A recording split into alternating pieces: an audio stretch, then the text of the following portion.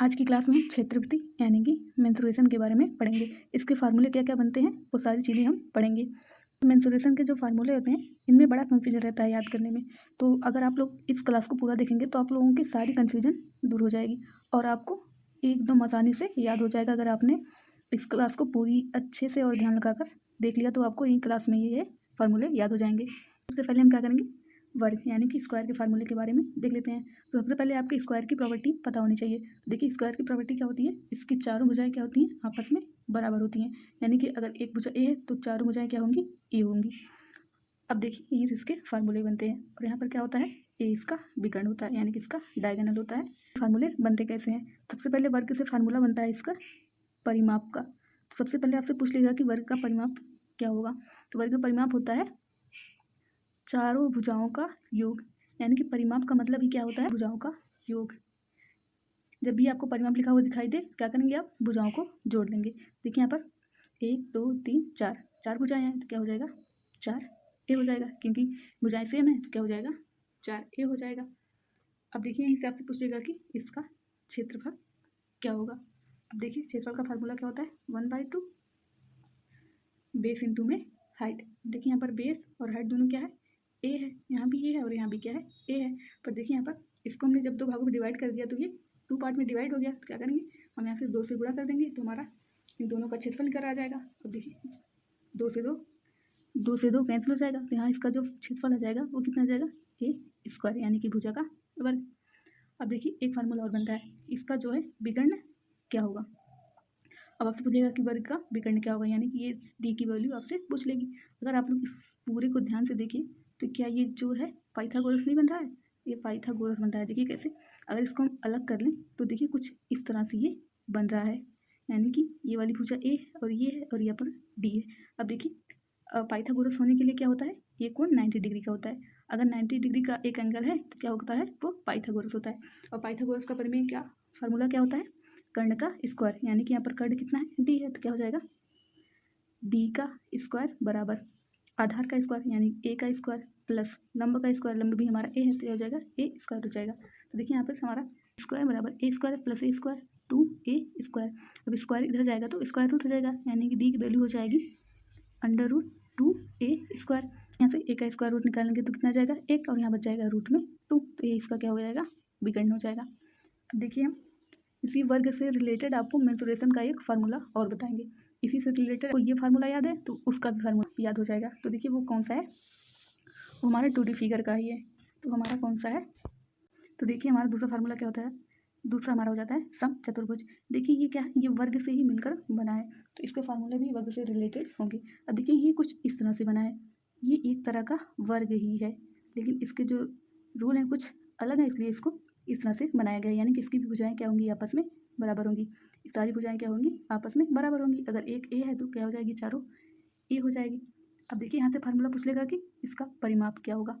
अब देखिए परिमाप के लिए हमने क्या बताया कि चारों भुजाओं का योग, यानी कि ए प्लस ए प्लस ए प्लस ए कितना हो जाएगा, 4a। देखिए का और समचतुर्भुज का परिमाप कितना आ गया, 4a आ गया। यानी कि अगर आपको वर्ग का फार्मूला याद है तो आप समचतुर्भुज का फार्मूला भी याद कर लेंगे। आपको याद करने की जरूरत ही नहीं पड़ेगी, बस आपको ध्यान देना रहेगा।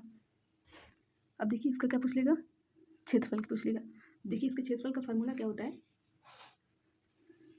अब देखिए जो हमारा जो समचतुर्भुज है इसके विकर्ण क्या होंगे, यहाँ से एक दूसरे को 90 डिग्री पर इंटरसेक्ट करेंगे, यानी कि 90 डिग्री पर एक दूसरे को समद्विभाजित करेंगे। अब देखिए यहाँ पर क्या होता है, इसके जो डायगोनल होते हैं वो अलग अलग होते हैं, यानी कि ये डायगोनल D1 होगा, यानी कि इसका विकर्ण क्या होगा, D1, और ये वाला विकर्ण क्या होगा, D2 होगा। तो इससे इसका क्या बन जाएगा, क्षेत्रफल का फार्मूला बन जाएगा। तो देखिए कैसे यहाँ बनेगा, यहाँ भी क्या बन जाएगा, 1/2 इंटू में विकर्ण यानी कि D1 इंटू में D2। तो यहाँ से जो इसका क्षेत्रफल बनेगा वो बन जाएगा 1/2 इंटू में D1 इंटू में D2। समचतुर्भुज का फार्मूला आपको याद हो गया होगा, आपको याद करने की जरूरत भी नहीं पड़ी और आपको याद भी हो गया। अब देखिए वर्ग से रिलेटेड एक और फार्मूला बनता है मेंसुरेशन का, वो कौन सा होता है, तो देख लीजिए।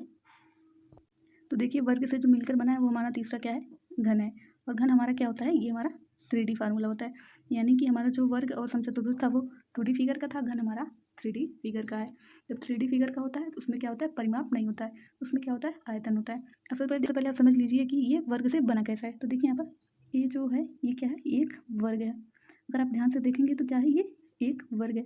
अगर इसको भी आप लोग देखेंगे तो क्या है, ये एक वर्ग है। अब देखिए वर्ग की प्रॉपर्टी क्या होती है, इसकी चारों भुजाएं बराबर होती है। यानी कि अगर एक भुजा ये है, ए भी ए होगी, ये भी ए होगी, यानी कि इसकी सारी भुजाएं क्या होंगी, ए होंगी। अब देखिए इसके फार्मूले बनते कैसे हैं। अब देखिए इसका फार्मूला आपसे पूछेगा कि घन का आयतन कितना होगा। अब देखिए वहाँ से हमसे वर्ग में और चतुर्भुज में हमसे परिमाप पूछ रहा था, यहाँ से क्या पूछ रहा है, आयतन पूछ रहा है। परिमाप के लिए हम क्या करते थे, भुजाओं जोड़ देते थे, पर आयतन के लिए हम क्या करेंगे, भुजाओं का गुणा कर देंगे। तो यहाँ पर देखिए क्या हो जाएगा, ए गुणा में ए गुणा में ए। अब देखिए ये इसका आधार हो जाएगा, ये लंबाई हो जाएगी, ये ऊंचाई हो जाएगी, तीनों सेम है। तो क्या करेंगे, गुणा कर देंगे। तो यहाँ से हमारा आयतन निकल कर आ जाएगा। तो हमारा जो आयतन निकल कर आ जाएगा वो कितना आ जाएगा, ए क्यूब आ जाएगा। वक्र पृष्ठ का क्षेत्रफल क्या होगा, क्या होता है, चार भुजाओं का क्षेत्रफल। तो यहाँ से हम क्या करेंगे, चार भुजाओं का क्षेत्रफल निकालेंगे। तो देखिए आपको पता है कि सारी भुजाएं सेम है और कह रहा है वक्र पृष्ठ का क्षेत्रफल निकालिए, यानी कि चार भुजाओं का क्षेत्रफल निकालिए। तो क्या करेंगे, चार गुणा में भुजा कर देंगे, भुजा हमारी स्क्वायर, क्योंकि आपको पता है कि वर्ग का क्षेत्रफल क्या होता है, ए स्क्वायर होता है। अब यहाँ पर चार भुजाओं का पूछा है तो क्या करेंगे, चार गुणा में ए स्क्वायर कर देंगे, तो इसका वक्र पृष्ठ का क्षेत्रफल आ जाएगा।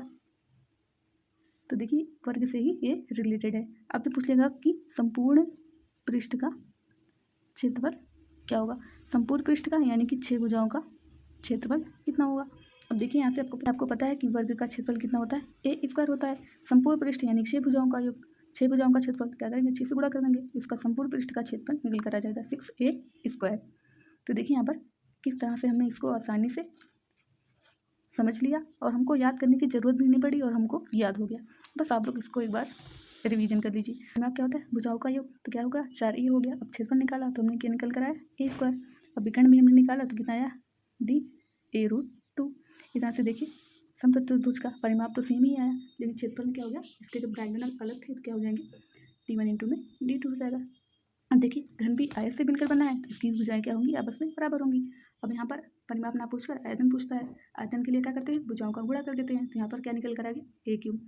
अब देखिए यहाँ पर पूछेगा वक्र पृष्ठ का क्षेत्रफल क्या, यानी कि चार भुजाओं का क्षेत्रफल। अब देखिए आपको पता है वर्ग का क्षेत्रफल क्या होता है, ए स्क्वायर। चार भुजाओं का क्षेत्रफल क्या करेंगे, 4 से गुणा कर देंगे, 4a स्क्वायर हो जाएगा, यानी कि 4a स्क्वायर हो जाएगा। अब संपूर्ण पृष्ठ का यानी कि छह भुजाओं का क्षेत्रफल, अब वर्ग का क्षेत्रफल होता है ए स्क्वायर। अब क्या करेंगे, छह भुजाओं का पूछा, 6 से गुणा करके क्या हो जाएगा, 6a स्क्वायर। देखिए आपको याद भी नहीं करना पड़ा और ये आपको याद हो गया। तो क्लास अच्छी लगी हो तो क्लास को लाइक, कमेंट और शेयर जरूर करना। धन्यवाद।